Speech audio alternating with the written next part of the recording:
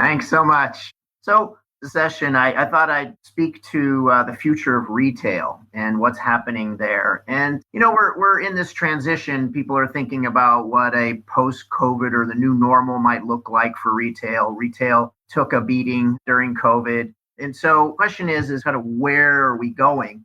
And there has been some retrenchment. So, for example, this month, Amazon announced that it was closing 50 physical retail stores. And this is not Amazon only. There are quite a number of companies that have announced that they're pulling back from their traditional brick and mortar. And what was that strategy all about? It was trying to get closer to customers. This idea of saving them time by putting your store closer to where they are. So a lot of retail was focused on time well saved. And then we have digitization and a lot of digital innovations that happened in the retail space. It was, again, how do we save our customers time? And then we got into the logistics and delivery. So how do you save them time? So a lot of the orientation is in that. But the time well saved is, confronts commoditization. And we're now reaching the point where it's hard now to save any more time for customers. So now the question is how do you differentiate? And so we're beginning to see where retail and the future of retail is really around how do you shift from time well saved to time well spent? And so how do you create experiences that attract customers, that differentiate? There's a lot of things happening in that space. So Mary spoke about Nike. Nike actually is developing concept stores that have elements of AR, VR, and games. So you're not just going to the store in order to see the product and understand what the prices are. Research shows that 90% of people do research prior to actually going to a physical store, and that all happens online and on your phone. So when they go to a physical store, they want something more than that. Nike is now rolling out real experiences that you can engage in where you're at the store. And so you can see a trend where companies are beginning to realize you don't want that big retail footprint everywhere from a brick and mortar standpoint. You still want your brick and mortar, but you probably are going to retrench to your flagship stores. And those flagship stores aren't there just to showcase your product. It's to give your customers a range of experiences. And in some cases, we're going to see your flagship stores becoming studios, because now you can broadcast very cheaply and have events. And this is happening in physical, where companies now broadcast from their stores.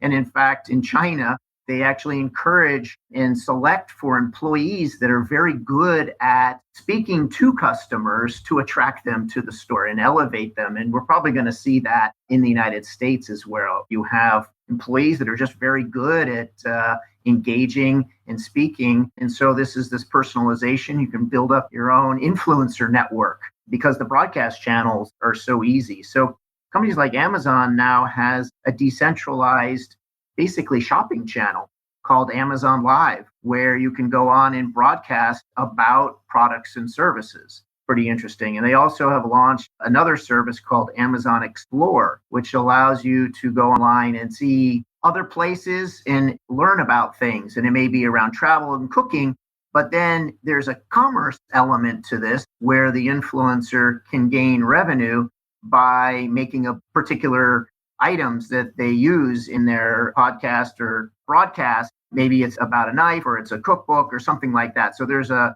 way to show either QR codes or links that you can put in that. And they're interactive, where the people who are watching it can respond through chat. So it's much more interactive.